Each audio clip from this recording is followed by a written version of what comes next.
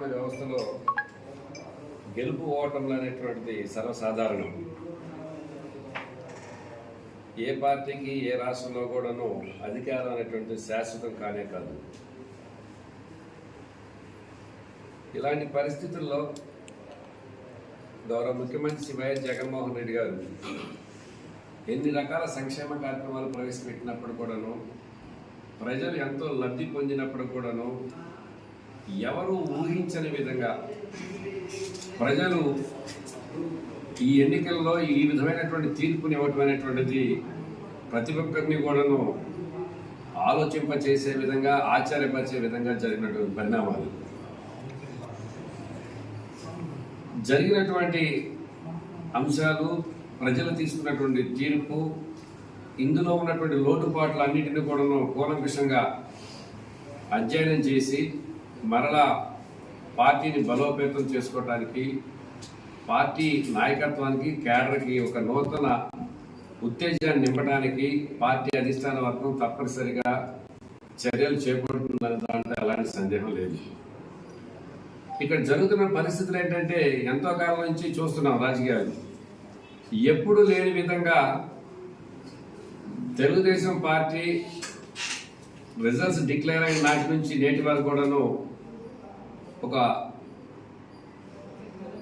అసాంఘికమైనటువంటి చర్యలకు పూనుకుంటున్నటువంటి పరిస్థితి కనపడుతుంది. ప్రశాంతంగా ఉన్నటువంటి గ్రామాలలో ఒక ప్రాంతం ఇది, ఒక ప్రాంతం అది అనేది కాకుండాను యావత్ రాష్ట్రం మొత్తం మీద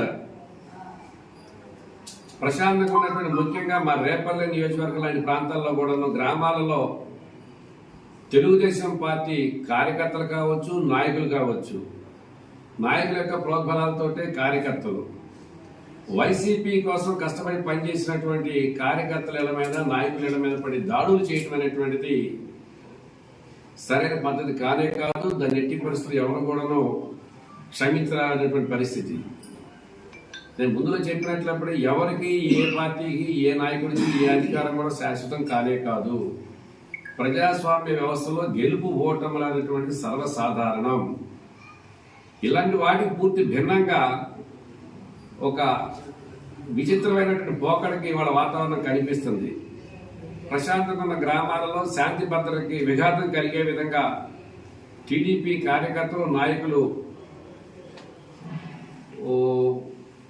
వాడి యొక్క పోకడలు చూస్తుంటే చాలా ఇబ్బందికరంగా ఉండేది కనిపిస్తున్నాయి. మేము ఒకటే చెబుతున్నాం, అధికారం ఎవరికి శాశ్వతం కాదు. మళ్ళా రిపీట్ చేస్తున్నాను నేను, కాస్త సమయాన్ని పాటించాల్సిన అవసరం ఉంది.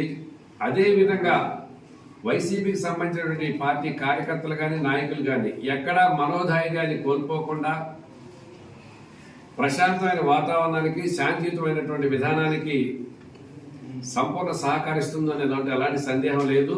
అదేవిధంగా మన వైసీపీ నాయకత్వం, కార్యకర్తలు కూడాను సమయాన్ని పాటించాల్సిందిగా అందరినీ కూడా విజ్ఞప్తి చేస్తున్నాం.